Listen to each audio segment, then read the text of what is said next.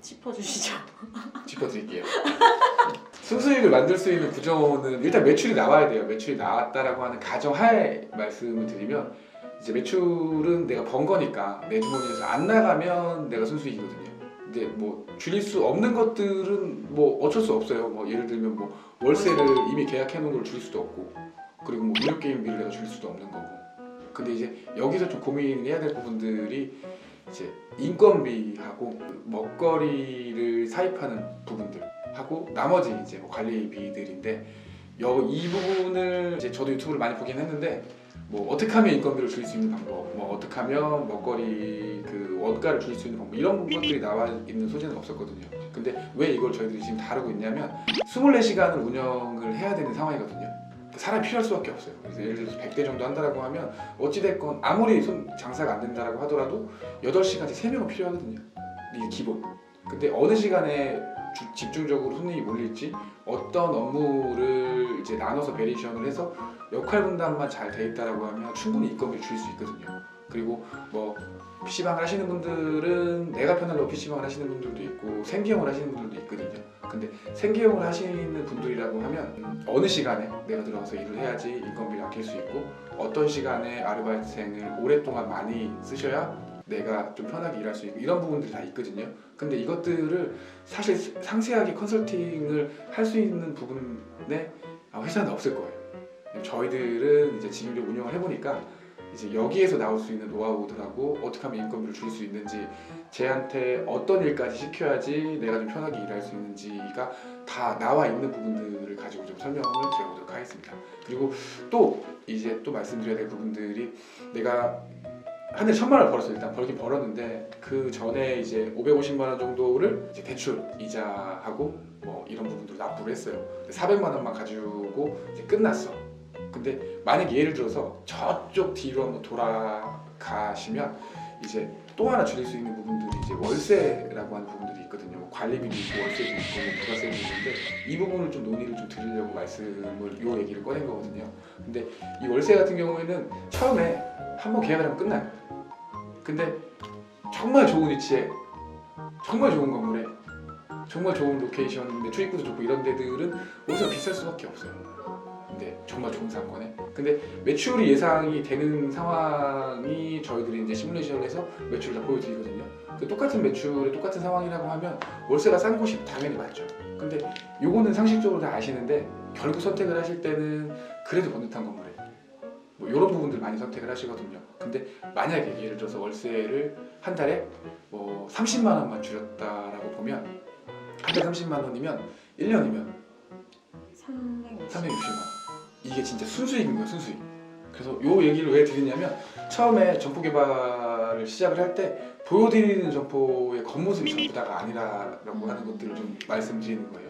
요 김정환 팀장 손님 중에 한 분 지금 뭐 이렇게 하고 계시는 분이 있는데, 그거는 예를 들어서 한번 설명 한번 드려보시죠.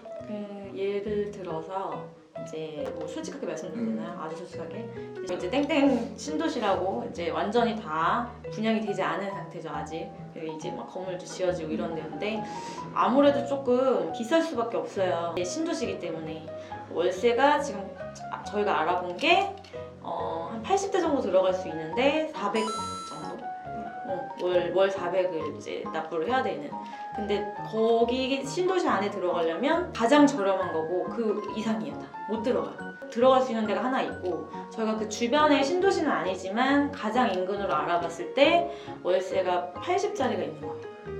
그러면 400만 원과 월세 80과의 차액이 다가 아니라 여기 신도시는 관리비도 있는 거예요. 있을 수밖에 없겠죠. 그럼 관리비까지 다 했을 때 여기는 관리비가 또 없어요. 월세 80짜리는 차액이 거의 400? 그쵸. 480 빼기 80 빼서 대략 400 잡으면 1년이면 5천이고 2년이면 1억인 거예요. 여기 들어갔을 때와 여기 들어갔을 때 내가 2년 동안 1억을 더 쓰는 거예요. 내가 신도시에 들어갔다는 게. 요거가 과연 현명한 선택인가? 에 대해서 고민을 해보셔야 되고, 저희가 알아본 그 점포 같은 경우는 이미 이제 완전히 자리 잡힌 상권이고 물론 경쟁은 있어요. 근데 여러분들이 착각하시는 게 경쟁을 하면 안 된다라고 생각하시는 분들 되게 많으세요. 내가 독점할 수 있는 상권이 더 좋은 거다. 혼자밖에 없는 상권. 내가 처음 들어가는 거. 근데 분명히 잘 되면 치고 들어와요. 분명히 치고 들어와요. 결국에는 잘 되면 어딜 들어가도 경쟁을 하셔야 돼요.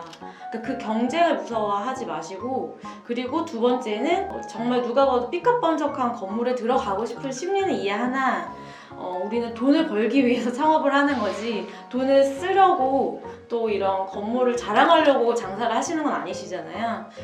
말 그대로 알짜배기 있게 내가 정말 돈을 벌 수 있는 데로 들어가시려면 건물의 외형을 보지 마시고 월세라든지 내가 나가는 고정 비용에 더 중점을 두셔서 비교 계산을 해보시고 내가 돈을 벌 수 있는 데로 들어가시는 게 저희는 이제 맞다고 말씀드리는 거죠. 이제 부가적으로 좀 설명을 드리면 얘가 뭐 극단적인 예니까 이렇게 그쵸. 뭐 차이가 많이 나는 경우도 있고 그렇지 않은 경우들도 있는데 근데 실제로 50만 원씩만 줄인다고 생각을 하면 1년에 500만 원, 2년이면 1000만 원이거든요. 뭐 예를 들면 저쪽에 다른 회사들의 로열티가 있다고 하면 그 돈을 로열티를 내시면 되는 거거든요. 근데 월세도 투자할 때는 투자를 해야 되는 게 맞는 건데 이 부분도 좀 신중하게 생각을 하셔야지 나중에 이제 내가 순수익으로 가져올 수 있는 금액이 뭐 장사를 뭐 1, 2년 하고 끝내시는 분들은 없을 거거든요. 그러면 5년 예를 들어서 5년 하신다고 하면 50만 원 차이를 5년 계산하면 이게 얼마나 큰 돈이에요. 이게 3천만 원 넘어가는 돈이니까. 근데 이런 부분들도 창업을 하기 전에 처음에는 여기까지 생각을 못 하시거든요.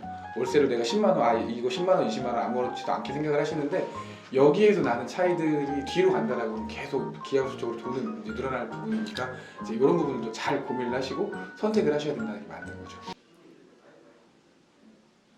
알겠습니다. 네. 좋아요. 다 이해해 이 영상이. 로봇이야? 로봇이야? 그러면 방향